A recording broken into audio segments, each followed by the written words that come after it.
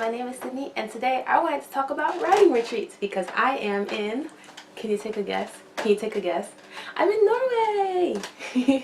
I have been wanting to come here for about 3 years, and let's just be honest here, the whole reason that I even considered Norway as a destination, because I never really had thought about it before, but one of my favorite singers, and maybe this is no surprise, is Aurora, and she's a Norwegian singer. She's only like 21 or she's a couple years younger than me, something like that, but she's like got this really ethereal vibe going about her, and she sings sort of alternative poppy music. But ever since I kind of found out about her, and like the first 2 music videos I ever saw of her too, like were filmed in Norway, I'm just like, my god, that's a beautiful landscape. But I just have wanted to come here for a long time, and it's not just Norway. I love traveling just in general. I grew up with my dad in the military, so I grew up in Japan. And another rainy day in Okinawa.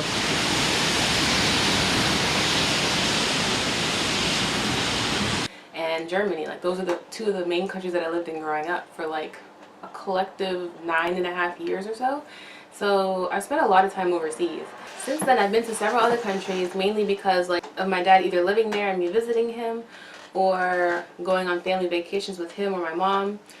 But only recently did I start to go on trips of my own volition. So the first time I did that, I went to Portland and Seattle. That was last July, so July 2017. And then back in October of 2017, I went to Iceland. And I was there for like 3 days. And I planned that trip 2 days before I left. Like just kind of one Saturday evening, I had like this really intense need to just get out and do something. So I was like, to the point where I was actually crying about it, like I need to get out and do something. So 2 days later I flew to Iceland, had a really great time, barring some hiccups. It's now September 4th. I've been here since August 31st, and I leave tomorrow morning. And I wanted to talk about writing retreats because that's kind of what my whole deal is with being here.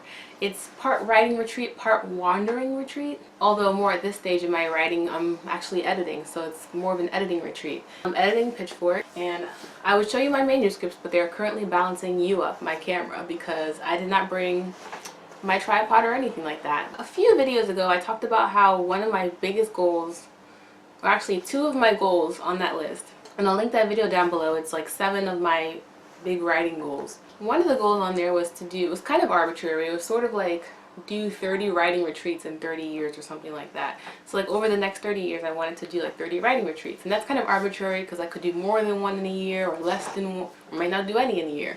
You know, it just kind of depends. And some of those writing retreats could be local to where I live, they could be in the same city or state, or they can be in a different state, or they could be in a completely different country, kind of like right now. But the whole point is that you get away from your usual locale and you do writing. Another relevant goal I had on that list was that I wanted to write an entire book on each continent, or just do a significant amount of writing or working on my story on each continent.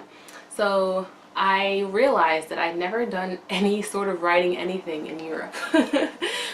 Even though I lived in Europe between 1st and 5th grade, I wasn't super into writing then. I did write like a short story that I remember writing, and I wrote like some poetry and stuff, but I mean it was all like small scale types of things, and most of it I don't even remember. But in terms of lately, I really only accomplished that goal in the United States and in Asia.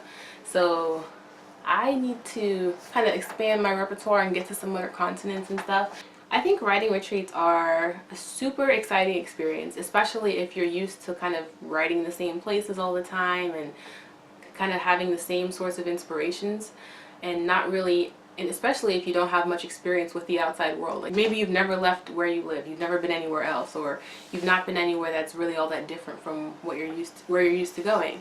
And there's that whole thing about like art imitates life, or life imitates art. Or as I like to say, life imitates art imitates life, where like they kind of have this effect on each other. And there's also a thing about how you have to have experiences in order to be able to write, because otherwise what are you going to write about? You know, if you don't have any experiences, if you don't have any like other perspectives, how can you write from the perspectives of other characters? And otherwise all the characters can end up being exactly the same as one another, and you don't want that. You want some diversity, you want some different mindsets and opinions and different views and just different perspectives, and that's something that traveling can give you. So one of the things that really inspires me with writing is nature. And so one of my stories is like super focused on nature in general, and And this is actually one of the locations that my story takes place. It actually takes place in a completely different part of Norway. But this was a very accessible location for me, especially as I'm relatively just starting out with solo traveling. I wanted to go to some places that speak English because that's the only language I speak right now, at least, you know, well enough to carry a conversation. I wanted to go somewhere that had like this like intense natural beauty, and Norway is one of those places, Iceland is one of those places, and I have some other places on my bucket list that I want to go that also have like really good natural beauty. Definitely coming here, I've sort of been studying the landscape. I've been taking lots of pictures and lots of videos, and just like looking at things like how, you know, like how the wind blows and how the water ripples, and like, you know, a lot more creative things than that, you know, but just looking at how nature interacts with itself and how people interact with nature and things like that. Like I climbed a mountain 2 days ago and I am still feeling it. It hurts. Oh my gosh. Every time I take a step, I'm like, ow, ow. But I climbed a mountain. And I've never really done that before. Like I climbed a waterfall, but it was a lot shorter in elevation. The mountain I climbed the other day was like 2,000 feet high, which is kind of crazy. It was only like an hour and a half climb, but more on that in my vlog, which hopefully will be coming up next week if it's not already up. Just, you know, being in that new type of climate, like I'm on top of a mountain, above the tree line, so there's no trees to block the wind. The wind is just coming at me, you know, and I see like this, I see the fjord. Like I'm at the top of this, like this mountain, and I can see the entire fjord and the entire city of Bergen just kind of laid out before me. And that's like a different perspective that I'm not used to. The only thing higher than the only time I've ever been higher than that really, aside from like being in a tall building, is on an airplane. But on an airplane, you're so far away that sometimes you can't see anything on the ground, or it just feels distant, you know? But like I got to the top of that mountain myself. I climbed that mountain, and it gave me a whole new perspective, and now that's something I can bring to my story. If I ever have a character who climbs a mountain or who is ever at the top of a mountain, I can bring in some of those real specific details about like how the wind feels, or like how I felt like I was gonna die and the wind was gonna blow me off the cliff and nobody would ever find my body until like 3 weeks later. But by then I've been stung to death by bees, and you know, the point is I have a new perspective. I have new details and stuff that I can bring in. One of the good things about writing retreats is that you can take them wherever you want.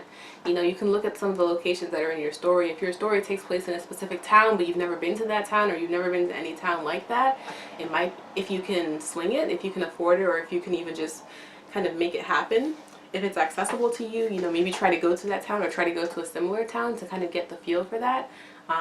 You know, try to see this town in a way that you've never been able to see before.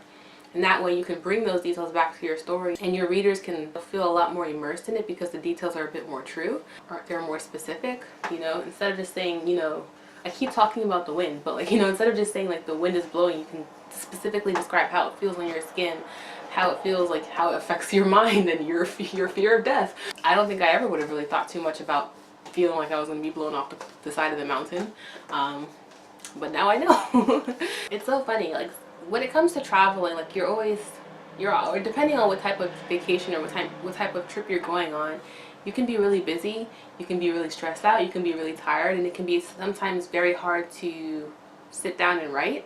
You know, whether it's a mental thing or whether it's a physical thing, it can be sometimes hard to like get your butt in the chair and like start typing. Sometimes it's hard to even just bring your laptop with you because that could be too heavy, it could take up too much room. Sometimes you're dealing with all these other things that can kind of hinder your ability to write. And a lot of times when I travel, that happens with me, where I'm not able to really set aside the time to write for whatever reason. And so usually when I travel, it's actually not a good time to try to write, you know, because I am dealing with all these other things. So when it came to like planning a writing retreat, it became this thing where like, am I actually going to be able to write while I'm here? But it's sort of like with your everyday life, you know, you have other things going on in your life. You have family, you have friends, you have things that come up, you know, all these other things going on in your life, and you still have to set aside time to write. You have to make it happen, you know. And the same thing with a writing retreat. But the good thing with a writing retreat, and I think this also relates to why I love writing in cafes so much, is that you're going to this location with a specific goal in mind, with a specific mindset that you're going to write. Like that's predominantly what you're focusing on. When I go to a cafe, I'm not going there to work on like, you know, I'm not in school anymore, but I'm not going there to work on homework. I'm not going to work on work projects. I'm not going there to fiddle around the internet or plan trips. You know, I'm going there to write. And so when I go there, it's some of the most productive writing sessions I could ever have. And so while I've been here, Writing has not been my main focus.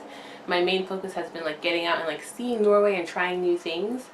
But it's still been important to me to get to like certain stages with my editing. So I'm line editing right now, and I kind of do it one chapter at a time. So maybe it's like to get through a certain amount of chapters. My manuscript in particular is split into two different bindings, and I have a whole video about my manuscript, getting those printed in like my editing toolkit, so I'll link those down below. That will give you more information about what I've been doing with line editing and like some of my goals and some of the things I've been looking out for.